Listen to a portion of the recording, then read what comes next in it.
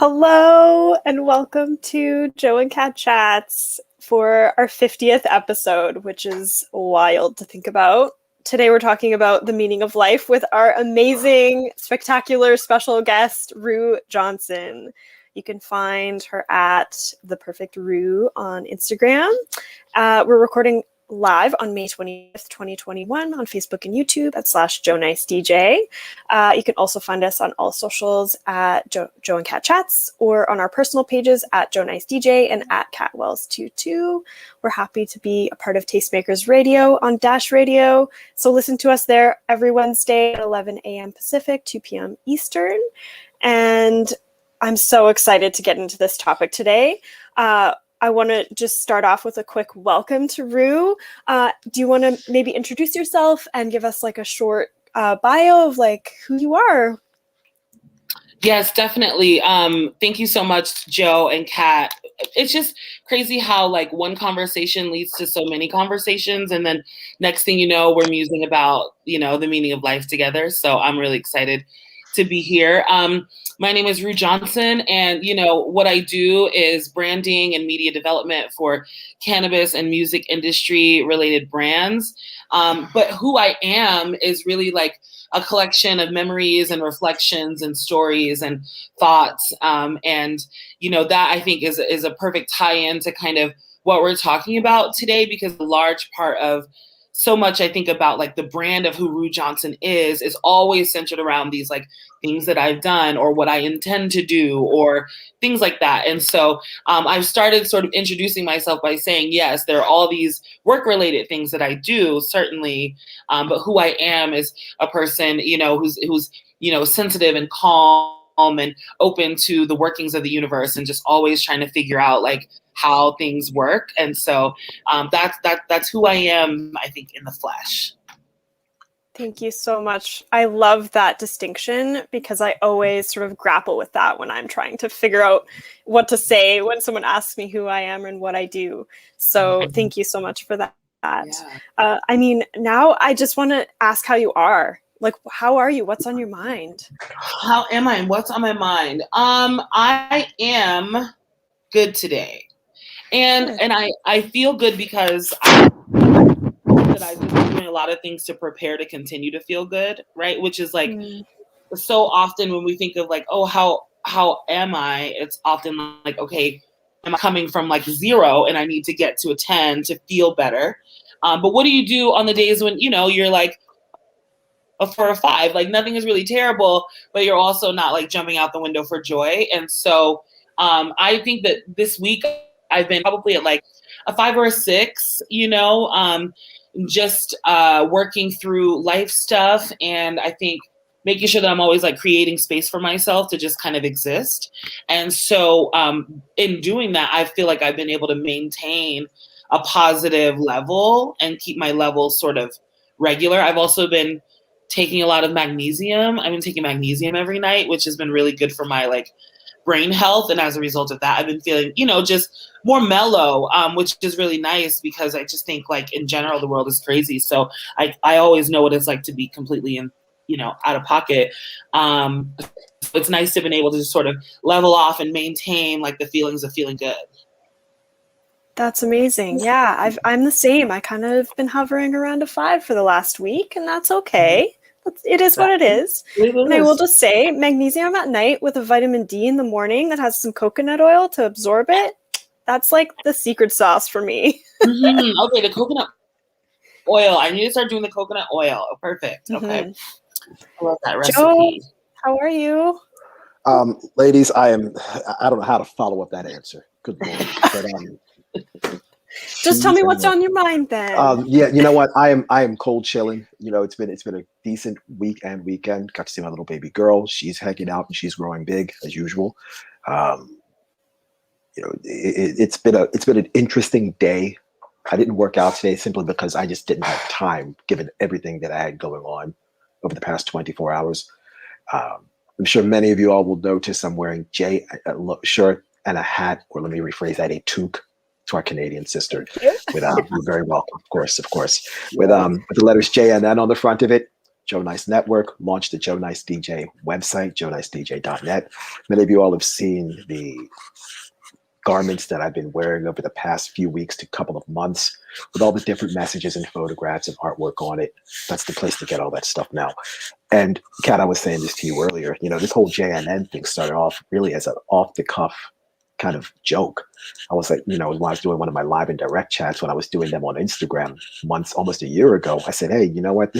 Forget the CNN. It's all about the JNN, Joe Nice Network. And I just said it just off the cuff. A year later, we've got this going. So I guess that's part of the reason why I wanted to share that, is because it's important that everybody that everybody doesn't sell themselves short. Mm-hmm. That everybody believes in themselves, because I didn't certainly think that I was going to be able to have a website built and then start making merchandise and having people from around the world buying shirts that say humanity, freedom, equality, and survival, or the JNN, or Gourmet Beats logo, or whatever. No, I didn't think that was going to happen. I was just thinking, okay, I'll just make some stuff for myself, and whatever, I'll wear it. If people ask, I'll try to make something for somebody else. But I never thought it would be a commercial enterprise and a potentially a social venture. But here it is, that, and I'm quite proud of that. I'm quite proud of it, and there are shows coming back, which is decent. I'm going to start playing music again, which is good, because that's what I love doing the most, other than talking with both of you. And you know what? I am not out of the woods yet, nor is anyone else. But I'm starting to think that we're approaching the beginnings of the light that's at the end of the tunnel. Great. I want to talk more about that today, then. Yeah. Which is the beginning, is kind of the first vertical letter in that 4-letter word we call hope. That's it's great. The first vertical line in the H, so we eventually get hope. So that's what's keeping me going right now, and it's all good in the hood. I promise you that. How are you, Kat? Awesome. Well, congratulations on the launch. Everyone, check out joenicedj.net for your t-shirt needs. Yes, and this is custom order, special business. This too. When the weather gets a bit chillier, then we'll start putting them out there. Oh, you're gonna want it, and you're gonna need it, and I'm the guy that can get it to you. Totally. Oh my goodness. Yeah, no, I'm doing well. Yeah, again, it's been a bit of a challenging week for no particular reason, but yeah, I mean, I'm here. I am showing up. I'm excited to really dive into the topic today. But I wanted to just quickly acknowledge that a year ago today was when George Floyd was murdered by Derek Chauvin. Yes. It's been a year of really, racial justice work that has been, transferred into the mainstream. And I just want to, get a quick reflection from each of you about that. I was thinking about that a lot this morning, and I haven't really put my thoughts together in a formal way to acknowledge it online, and and particularly because this week has also been, we unveiled 112 recommendations of sweeping what is probably largely considered to be police reform, but what I'm considering to be incremental steps to abolish the police. Yes. Which is so funny when I say that, because to the broader audience, and I'm like, yes, that is what I mean. And so, where my thoughts are today is just I've been thinking a lot about parents and the legacies that they leave their children, and then the legacies that their children are left with. So I've been thinking a lot about George Floyd's family today, and about what it's like because I've lost family members who were close to me, and what that 1 year mark means, what it does in terms of the grief, and what we're all feeling as we're just continuing to grapple with these same issues that, here again, 1 year later, nothing has necessarily changed on a political level to do anything about, the continued lynching of Black and brown people by the racist, fascist police. So my reflection today is that, I hope that his family feels and has found some solace for themselves and together. And that this day for them is one of reflection about their family member and less about George Floyd as like the icon, because he fought for his life. Like he didn't want to sacrifice his life for this crazy world. He wanted to live. And so I'm thinking about his family today, and I'm thinking about what they're feeling, and in hopes that what we continue to do in the name of George Floyd, brings them comfort and stability. So yeah, that's what I'm thinking about today. Thank you. That's really beautiful. Joe? There's a phrase that you typically hear in the Black community. Today is not a day off, it's a day on. Mm-hmm. And for me, today hasn't necessarily been a day specifically about reflection. It's a reminder that significant changes need to be made in this country. So today is not a day to just, hey, let's sit back and remember George Floyd. I think the best way, at least in my opinion, to remember George Floyd is to continue to do the work so systematic changes can be completed. So that's where my focus is. That's where my mind has been on today. And let's not forget, a year ago today, Derek Chauvin knelt on George Floyd's neck for over 9 minutes. And Derek Chauvin just got convicted about a month ago, give or take. J. Alexander Kung, Thomas Lane, and Tu Tao, the other 3 police officers that were at that location in Minneapolis, Minnesota, have still not seen their day in court and have not been brought to justice. They were supposed to go on trial, I think, in August or September of this year. Their trial has been postponed until, I think, March of next year. March of next year. I think it was Martin Luther King that once said, "Justice delayed is justice denied." Mm. And I am worried that the longer they sit at home and continue to collect paychecks that taxpayers pay for, that they may not go to see their day in court and face the fullest extent of the law and of justice, because they are just as culpable as Derek Chauvin was, and they are supposed to be facing the same punishment as Derek Chauvin.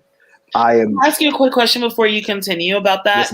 Yes, is it because like they obviously want to have more space and time between the act and when they go on trial for it? And if they went to trial in August or September, we all, of course, and I hope that we remain fired up, right? But they're hoping that people sort of dial it back.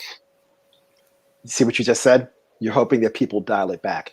That's exactly why today for me is not a day to reflect and dial it back, because that is what the Hennepin County Department and legal law offices and everybody else in Minnesota wants the general public to do. They want everybody to calm it down, or the common phrase that you hear these days, de-escalate. Or they want to wind it down. No. The public pressure is the reason that, quite honestly, Derek Chauvin got put behind bars. Public pressure pushed that. It certainly wasn't through the judicial process, because there have been plenty of other Black people that have been killed after George Floyd that have not seen their day in court or will never get any justice. Take a look at Andrew Brown here in Elizabeth City, North Carolina. The district attorney elected to not file any charges on those officers that shot him behind the wheel of his vehicle and at least once in the back of his head. So there's still Daniel Prude. We don't know what's going on with his case. Jonathan Price, still don't know. Ahmaud Arbery, we're still waiting to see what's happening with Ahmaud Arbery. What's happening with Walter Wallace Jr.? Anybody? Does anybody know what's going on with Jacob Blake these days? What about Elijah McClain? So there are plenty of Black people and Indigenous people and people of color who are still dealing with the effects of police genocide. What about Cedric Chouvet in France? What about oh gosh, the gentleman from Colombia? His name escapes me. It was the Colombian guy. Oh my God, I can't remember either. We've talked about him before. Yes, I'm drawing a blank with his name. But there are people out here who are dealing with police genocide, and they have not seen their day in court. They have not received justice. So for me today, it's difficult to reflect on him. Javier Ordonez, that was his name. Thank you. Javier Yeah. Ordonez, yes. Um, oh gosh, what was the other another lady? Victoria Salazar. She was an El Salvadoran refugee who died as a result of a knee to the neck from Mexican police. There's what's the other guy's name? Angel Zapata Hernandez was the other gentleman who was killed with a knee to the neck by Alameda traffic security, and they never saw a second of a jail cell, nor did their case go to court. Actually, their criminal case never went to court because it wasn't technically a criminal case. So what my point in all of this is today for me, I just can't sit back and be like, you know what? Yeah, this is, and I acknowledge that George Floyd died, but I also acknowledge that there's something now bigger than just one man's unfortunate death. Mm-hmm. Yeah, I appreciate that absolutely, and I agree in the sense that, I mean, yeah, this particular death pushed sort of the resurgence and sort of a mainstream push for BLM. But it was just the catalyst that sort of made that happen, and it's certainly not an isolated incident. And I feel as though it's my responsibility to just say that the work isn't over, and it's up to us, meaning me and my fellow white folks, because we're the ones benefiting from systemic oppression. I mean, I've said this before, and I'll say it 100 times again. We need to be the ones to push for racial justice in the world. And if you haven't committed, or, became complacent again after realizing, and, all of the emotions and things that went on last year, it's on you. And so you need to recommit to my fellow white folks. So I love that. I just wanted to say I love that, because if we think about where we were this time last year, the voices were louder, and it wasn't just the ones who are always kind of talking about it, like, or been a part of movement work. People who would never even thought that they could understand what it means to be involved in racial justice. Those kind of white people woke up, Mm-hmm. And so the voices have been more quiet this year. And I also think, well, seems as though so far, but one other thing that's sticking out into my mind is how, Joe, you talked about all of these people, and these are all Elizabeth City and Minneapolis and all these other places. But this is an international problem with the ideas of policing. That's why you're also talking about what happened in Colombia and in Marseille and all these other places, or Paris, wherever it was. But because this is an international issue of the history of policing and how carceral punishment, right, was designed. So I just wanted to note that was what really stuck out of all the things that you said, is that this is happening all over the world, to the same people. Yep. Yeah. And to kind of go along with that, Rue, there's, let's take a look at the situation taking place in Colombia right now and how police are beating up and killing their own citizens. The situation taking place that continues to take place in India with the farmers' strike and how police are getting on them. The situation in Thailand with the rubber duck revolution, how they're trying to take over the government. The police, take a look, and again, this is state-issued policing. Take a look at the situation that took place in Belarus over the weekend with that journalist and Alexander Lukashenko ordering a fake bomb threat, and then using a fighter jet to escort the plane that Belarusian journalist was on from that flight from Athens to Vilnius, Lithuania, and escort it down to the ground, to the airport in Minsk, Belarus, and then that journalist gets arrested. There's been a lot of crazy stuff that we've seen in the past 5 and almost 6 months. It's going to take something monumental to top that. That is as crazy as it gets. The leader of a country ordering a fake bomb threat, using a fighter pilot, a fighter plane to escort that passenger jet with 171 other passengers on it to the ground to arrest one person. If that doesn't speak to the insidious marriage of government leadership and the police state, I don't know what does. When you, as the leader of a country, can essentially hijack a plane simply by fiat and spoken word. Hey, bring that plane down, arrest that guy. Okay, yeah, boss, you got it. What? Yeah, it's like so crazy because I feel like if it weren't for the fact that like journalists were standing up and saying this is completely insane and it smacks of what, you know, the murder of and torture of Jamal Khashoggi, right? Yes. And we talk about that here too. Mm-hmm. So it's like that's kind of what it reminds me of. Like, people have to step out and say this is, you know, arguably the wildest thing that has happened in a year, and it has been a really wild year. Before I think, you know, Joe Biden and all the suits were willing to say that it was out of line. But and I worry about what's going to happen to that journalist. I mean, he's pretty much like toast, you know? Yeah, for sure. Wow. I mean, yeah, it's difficult, and I agree with all of that, both of your sentiments, and I find I'm feeling a little bit like it'll be hard to shift the conversation now to like the topic of the episode. Yeah. But we can totally integrate this conversation into it, because I mean it's all part and parcel, I guess. It's all interconnected, interrelated, all the things. We titled this episode "The Meaning of Life," and I have been grappling with that for, you know, the past week, and I don't think it's something we can tackle in an hour. Wait, or I guess 30 minutes. Only a week? I mean, only a week? We decided the like topic of the episode. I've been really thinking about it, is what I mean. I've been grappling with this topic for 45 years. Yeah, I mean, we've all been grappling for our lives, I guess. Yeah.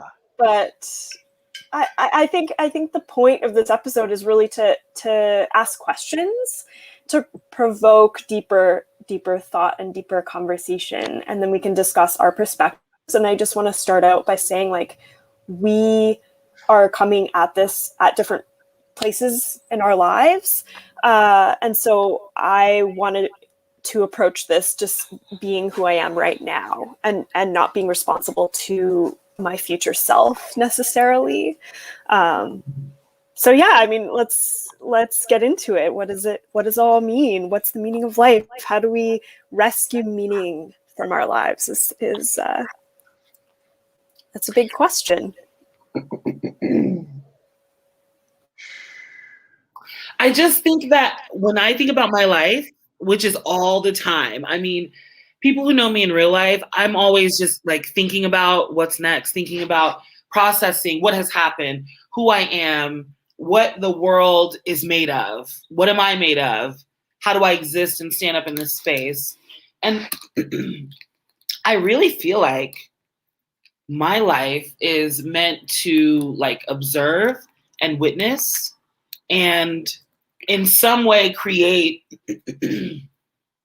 like a protocol for how my environment remembers and the people around me remember. So I really believe like my life, I'm like designed to sort of be a witness to many happenings. And because of that, I have so many experiences, and not just like my experience, but experiences that are tied into the experiences of others, and thoughts that I think bring about those experiences.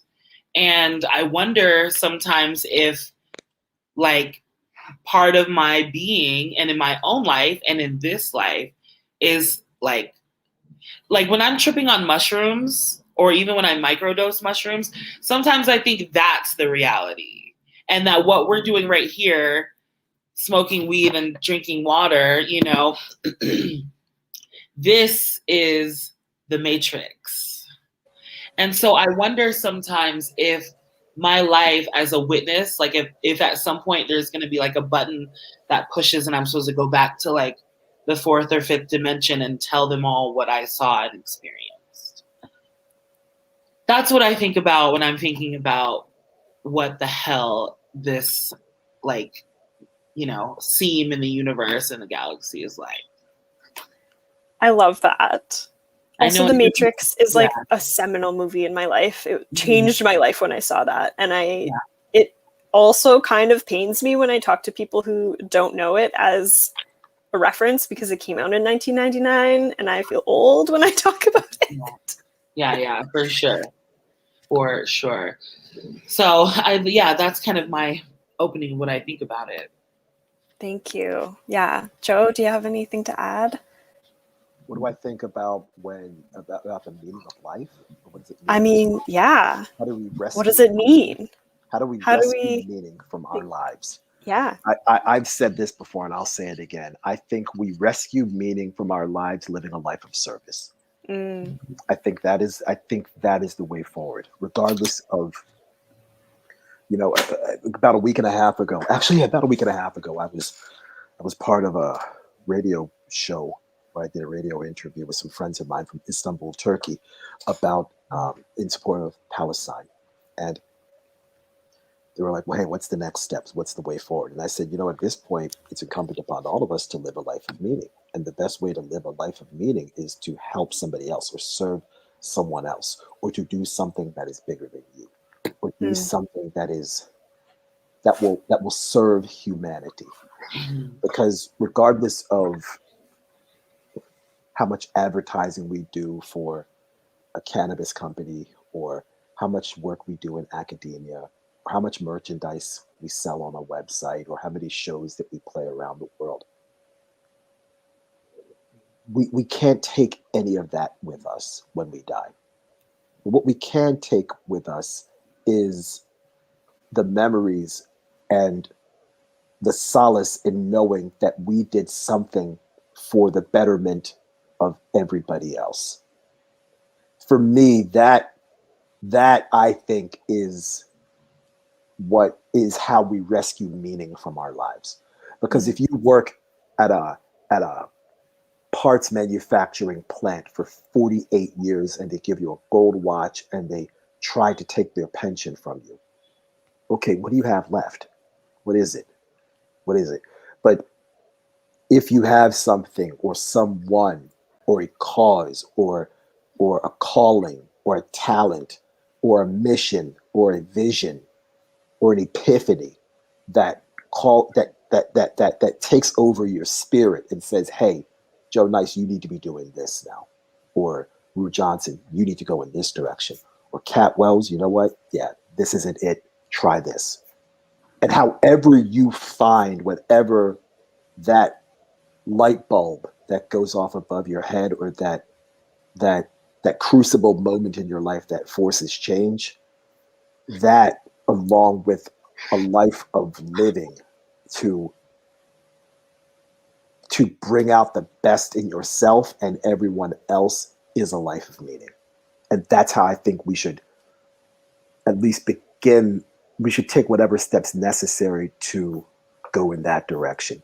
Because now more than ever, we're seeing the corporatization of the world. We're seeing a handful of companies take over commerce as we know it.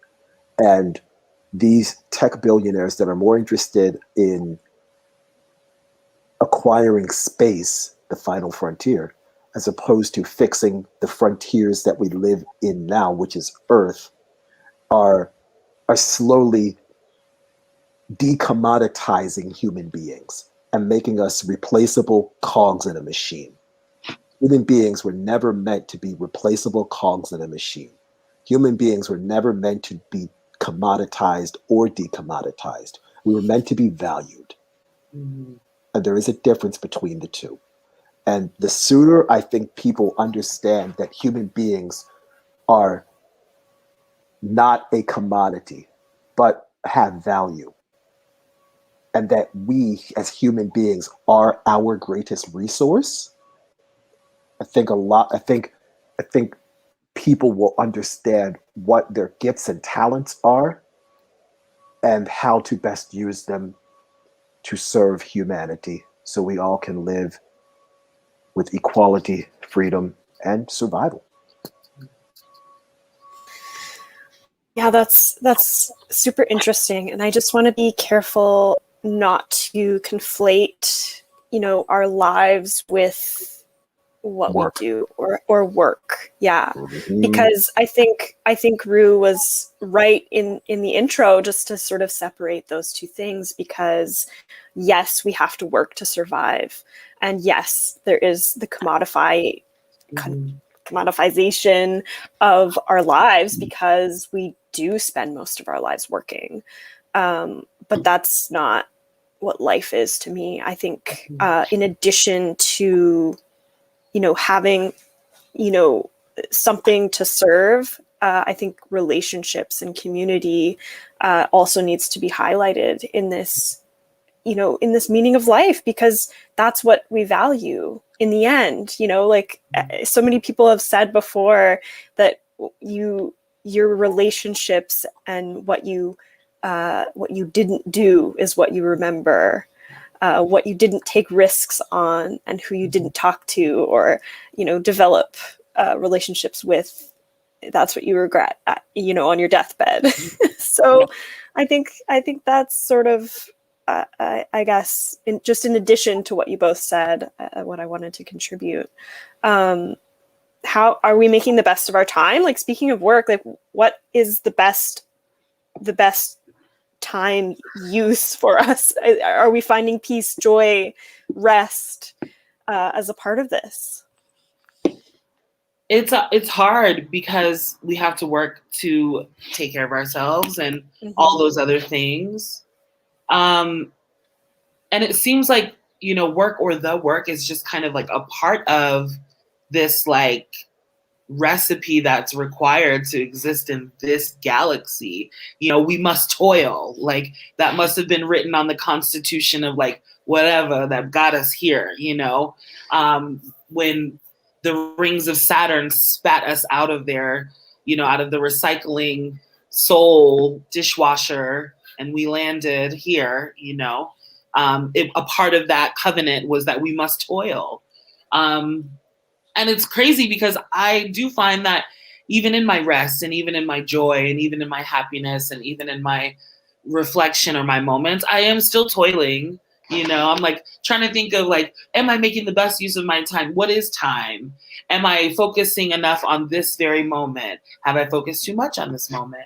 And so I personally, like, over the past, I would say last 2 years, have really begun to know that life is activated within me, So my birthday is on Friday, which is, I'm turning 37, which is like crazy. Okay. Amazing. Happy early birthday. Thank you so much. I am asking everyone to put on Black clothing and take photos and tag me if anyone is into that. That's cool. My request. Not a big deal. If you don't do it, you don't love me. No, I'm kidding. Okay, note to self. Yeah, exactly. No pressure. But my birthday is on Friday. And so because my birthday is on Friday, it's had me think about like, okay, what do I quote want? And I was like, life has really been holding me up lately. Just life, not anything that's been like grandiose or anything that's required a ton of even involvement from me. I have just been required to like get up every single day and do life, take my magnesium at night, and just like get up and do life.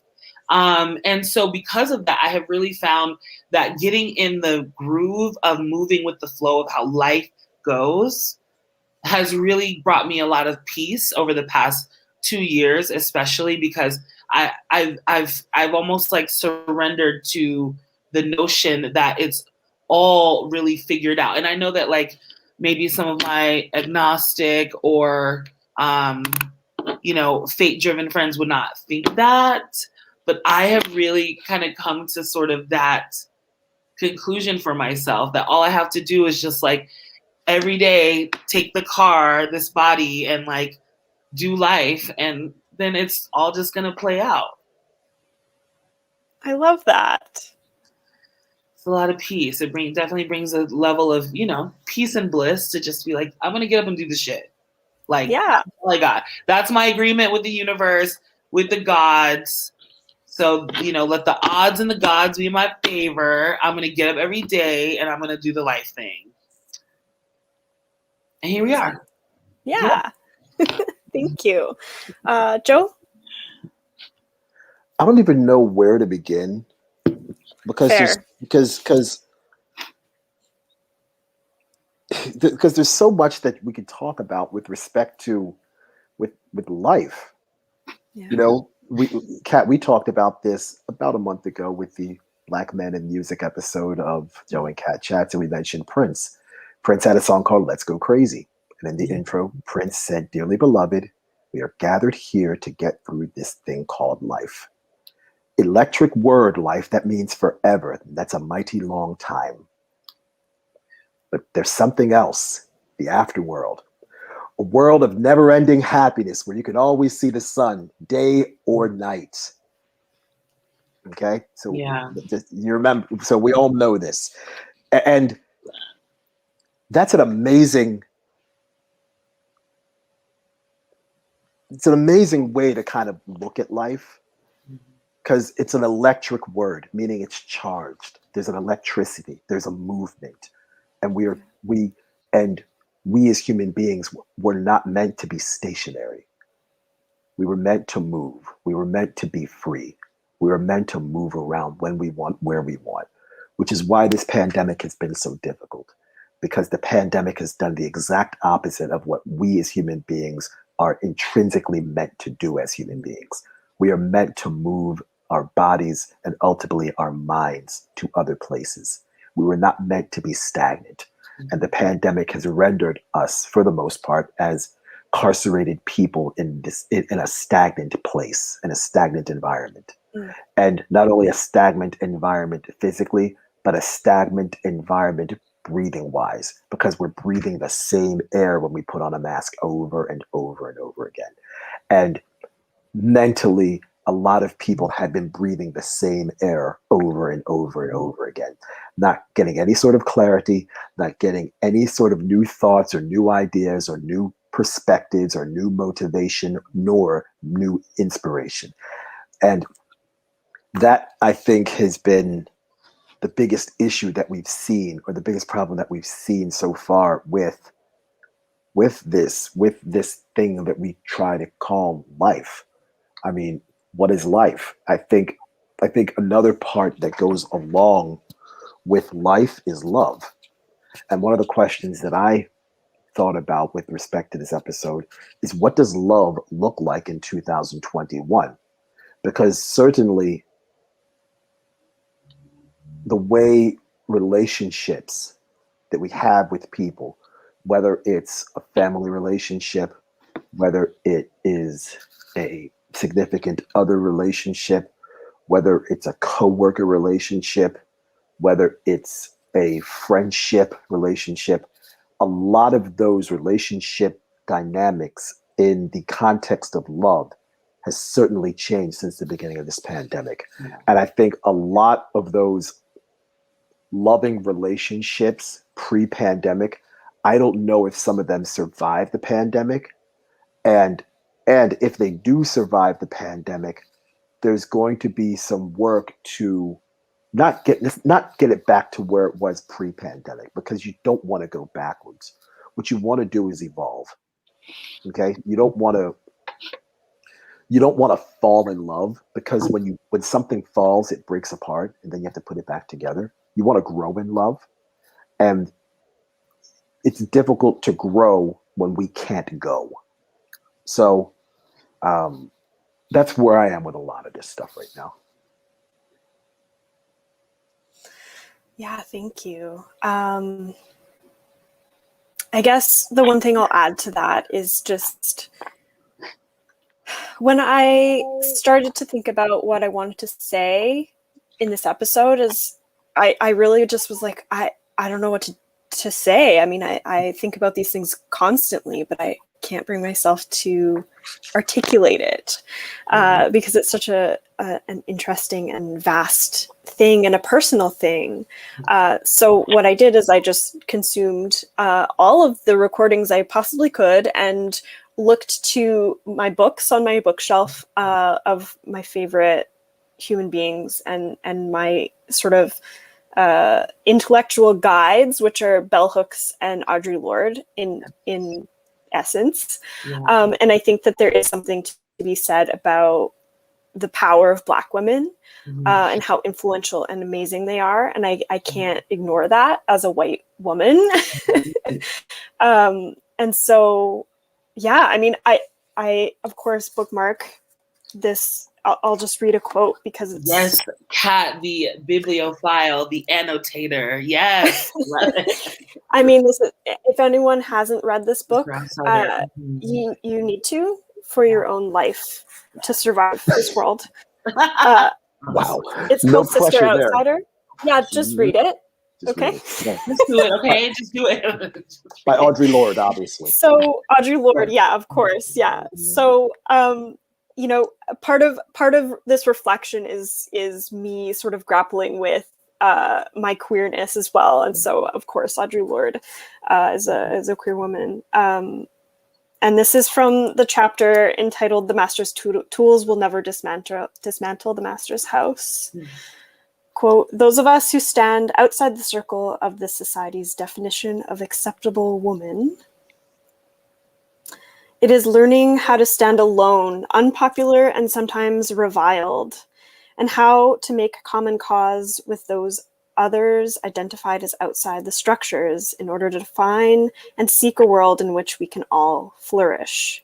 It is learning how to take our differences and make them strengths, for the master's tools will never dismantle the master's house." She goes on to say, "Women of today are still being called upon to stretch across the gap of male ignorance and to educate men as to our existence and our needs. This is an old and primary tool of all oppressors to keep the oppressed occupied with the master's concerns. Now we hear that it is the task of women of color to educate white women in the face of tremendous resistance. As to our existence, our differences, our relative roles, and our joint survival, this is a diversion of energies and a tragic repetition of racist, patriarchal thought." And I just reflect on that all the time because of this podcast we do. I mean, I am a white woman. I talk to white women who are part of the racial justice movement, are part of the feminist movement, all of the things. And I mean, the thing that comes up time and time again, which of course I'm still having to work through as a human in the skin that I live in, is just sort of the resistance of particularly white queer people to look at race and the violence that they impose upon Black folks as people who have been marginalized. So what are your thoughts on that? I don't know. Well, first of all, I love that the way I love an academic, first of all, and the way that you're able to see, you know, the writing and then apply it in very real ways. Like that's the wisdom. And that particular part where she talks about stretching ourselves across the gap for the, you know, I'm like, I'm done doing that shit. I'm not doing that. Mm-hmm. I'm not stretching myself across the gap between like the ignorance of a man or the ignorance of whomever. I'm not doing it anymore. I see your face, Joe Nice, and I'm not doing it anymore. And then it's like, I feel personally, one of the first shows that I was on with Joe, I was like going on, and I'm like, I don't know, and like, man, or whatever. And I'm just looking at Joe. I'm like, Joe, you're Joe Nice. So like, I'm not talking about you individually. Obviously he knows, you know, but it's still, for me, when I hear stretch myself across the gap, like, I feel like it is directed in my life is about men and Black men in particular, because we kind of, I think many of us have come to sort of a very specific conclusion that we're not going to overextend ourselves for the education of like white supremacy, right? Like we all have decided like not doing that shit. People like Kat who are trained can talk to the like white people about the things they need to know. She will do that. That's my work. Like that's Right. what I keep saying. Like that is my work. That's not your work. I will But say I have just not hit that moment with men yet. I still feel like men are requiring like lots of people, maybe even other men, to stretch themselves across the gap, you know? And how that relates to the meaning of life is because perhaps was that also written into the covenant that like, okay, right under we must toil, put like, you must also stretch yourself across the gap for men to learn their thing. And I don't know. That's just something that's never going to change. And that's a big part of like understanding life and understanding the meaning of life is understanding the acceptance as well of what you just have to accept and understanding that I am turning 37. I come from a long line of women and they all stretch themselves across the gap. So this is like generations, you know, it's just not a thing that's like probably going to change. So when you read that, it just made me think about, you know, the resiliency of someone who can write something so specific and say, listen, it's not going to be easy. It didn't end in her lifetime. It hasn't ended in my lifetime. So just have a reminder to yourself not to do it when you can, you know? Yeah, really quickly, I will say, like, I mean, of course, I'm where I am because of the work and the labor and the emotional, you know, I mean, labor of Black women and people like Audre Lorde. This book was written in 1984. That was before I was even born. Mm-hmm. Like, this is not new, and I totally agree with you. Like, the work that I'm doing, like, I think it's the responsibility of white people to challenge white supremacy. Like that should not be on the shoulders of Black women anymore, or Black men anymore, or Indigenous or people of color. Like that is the work that I as a white person have to do. But again, I am where I am because I learned off of the work of many who came before who are not you know, praised in the way that white people are. In the academy, particularly. Right. Yeah. Joe? Wow. What you got, Joe? But you know what? I don't even know what I've got because I'm. No. I mean, there is. You know, I guess as a man and as a Black man in this country, there has. And it's ironic that we're talking about this today because relative to the George Floyd death a year ago today, and I know I said this with you, Kat, and I might have mentioned this with you on another podcast or somewhere else, but I had a whole lot of people that I haven't spoken to in 20 or 30 years all of a sudden that found me on Facebook. People I graduated high school with, and we're now going on 27 years. Yes, I'm old. Since I graduated high school. Yeah, 1994. I know, crazy. That all of a sudden found me and was like, hey, I saw George Floyd's death. I'm going to do better with my whiteness, or I'm going to do better with you know, this or that. And I'm just like, okay, well, why are you telling me this? Why are you telling me this? I mean, you didn't give a shit in 1993. Why are you giving a shit now in 2020? Did it take a knee on the neck of a Black person to have you change? Is that what happened? Did you mean to tell me when we were in high school, the beating of Rodney King wasn't enough for you to make those changes?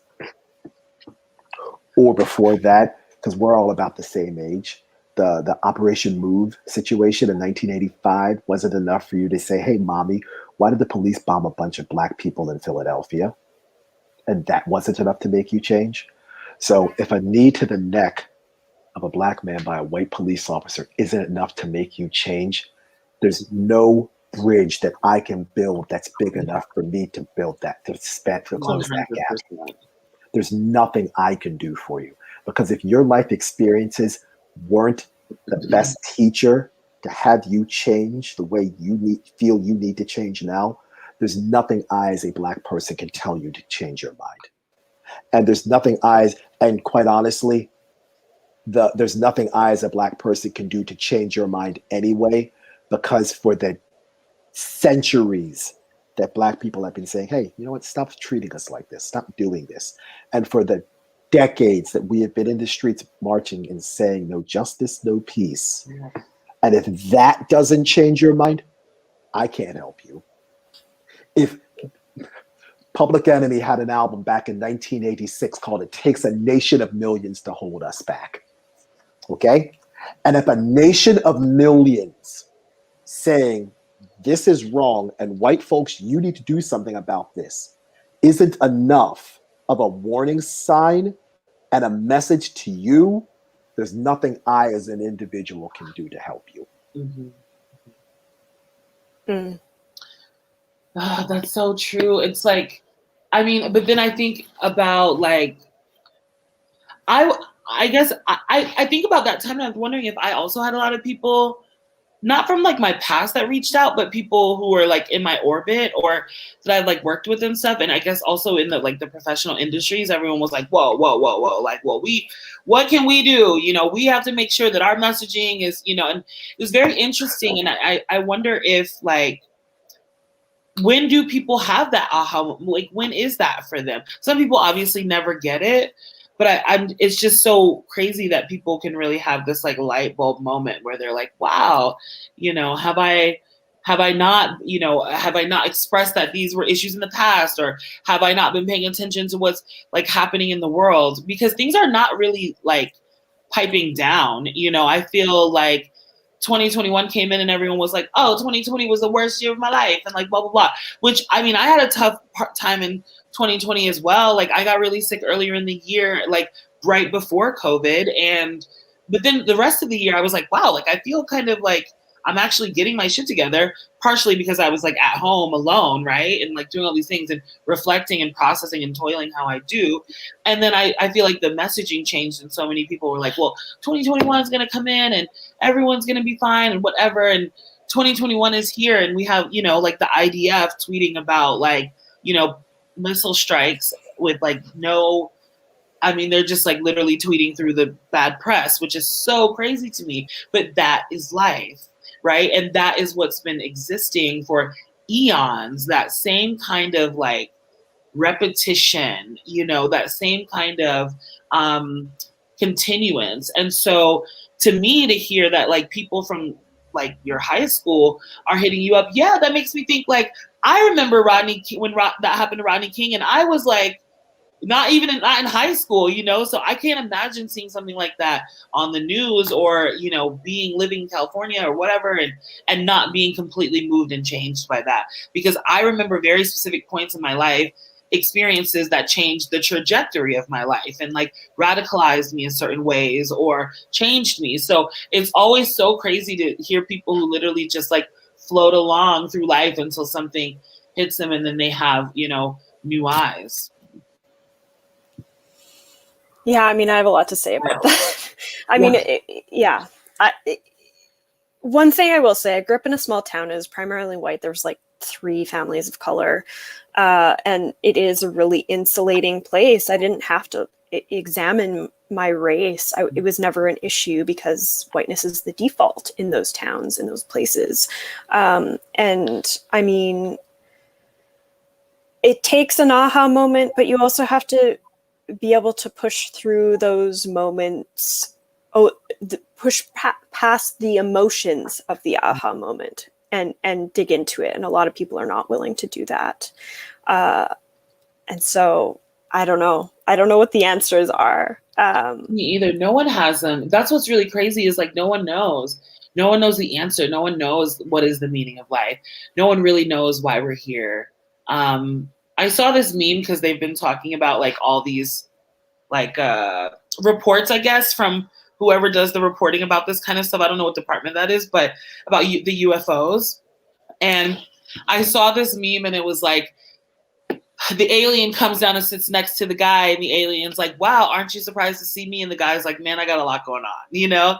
And that really struck me because I'm like, yeah, like there are definitely other galaxies that are currently existing. Like when I think about space, that like I think the meaning of life is like out there, you know, because it's so crazy. The galaxy is so vast. I think about the meaning of life out in space. I think about, you know, old souls recycling themselves through the rings of Saturn and then being, I really, you know, think about that. I think about Dante's Inferno, which like gave me nightmares as, you know, like a teenager. And I'm like, okay, so I hope that shit doesn't happen. So like where, like, what do I got to do? It seems all very relative, but what do I got to do to make sure that I don't end up in like the ninth ring of hell or whatever? And I think it's just so like we're just figuring it out, but so many things, other things exist that we don't even have all of the pieces to like actually figure it out, right? Because life is so crazy. Like we don't even know what's happening in the other realms, but then here we are every day just like getting up and doing the thing. And you know, maybe there's just some like entity with, you know, puppet strings, a billion of them. Who knows? I don't know. But learning and growing through our life course is it, I guess. And I mean, I think the generational conversation that you brought up, like, you know, a while ago is also something that's important to remember, because we are perpetuating the same shit over and over again. Yes. But like, we can also learn and change and grow through our life course. So, you know, asking these questions is so important. And so many people, I think, you know, aren't able to do that for themselves or for the people around them. It's capitalism has created a circumstance for many of us that we just have to be busy because, you know, to survive and not ask these questions. Yes, 100%. Yeah. That's a lot. And I know we only have about 3 minutes, about 3.5 minutes left. I mean, it's just like whatever. Like we don't know the answer. I think that's the answer. We don't know the answer. We don't know the answer. And nor do we have to. Nor do we have to. And that part. Yeah, that too. And I think the one thing that I think it's important to underline is, you know, my uncle told me this years ago when I was a little boy. He said, Joe, those that don't get it, don't get that they don't get it. Yeah. So if you don't know why you don't know, that's a different level of ignorance. Yeah. And the first step to fixing a problem is admitting that you have one. But if you are unwilling to admit that you have a problem, or if you don't even know that you have a problem, I'm not going to say that any human being is unsalvageable or unsavable, but there are some cats out here that are just not worth the energy, time, and space. You know what I'm saying? And there's a part of me that I'm sure a couple of us have had these deja vu experiences where we feel like we've been here before, but we don't know why we've been in this particular space or whatever it is. And that reminds me of an Earth, Wind, and Fire song called I'll Write a Song for You. And there's a line of this song, and it's Philip Bailey singing lead vocals, not Maurice White. And that's another discussion for another time. Where he says sounds, they never dissipate. They only recreate to another space and time. And I feel like we as human beings are that sound that he sung about in that song, because sounds are vibrations. Vibrations are a form of energy. We as human beings have a particular energy about us. That particular energy about us has different names depending on your context, whether it's an aura, a vibe, a soul, karma, whatever the case may be. Dharma, that's our energy. Chi, that's our life force. That's our energy. And sound is a form of energy. It's a vibration that moves through space and air. And that energy never dissipates, because energy is neither gained nor lost. It's transferred. We learned about that, I think, through Sir Isaac Newton. So it's important that I think we protect our energy. And again, going back to living a life of meaning, that life of meaning is that reverberation of sound of our energy that never dissipates. It only recreates through another space and time. I love that. I'm gonna have to listen to that song. Get on it. And I know you can sing like Philip Bailey. I know you got those vocals. No, my gosh, maybe in the shower. Hey, that's what I say when I start singing like Luther in the shower, you know? Exactly. What? I got to ask you this. This is an important question. Luther or Freddie? Luther, forever. Okay. Easy. I mean, even though my little sister is named after a Freddie Jackson song, Janae. Wow. Listen, wow. I know. And the other, I know my shit, right? Like, I know. So when you said Freddie, I knew one, which Freddie you're talking about. Two, obviously Luther. Three, I remember Freddie Jackson songs. So. Oh, yeah. Well, we got to go. Thank you so much. You guys are so great. Thank you. I love you all. Bye. Oh, she left. Oh, no. Oh, she left.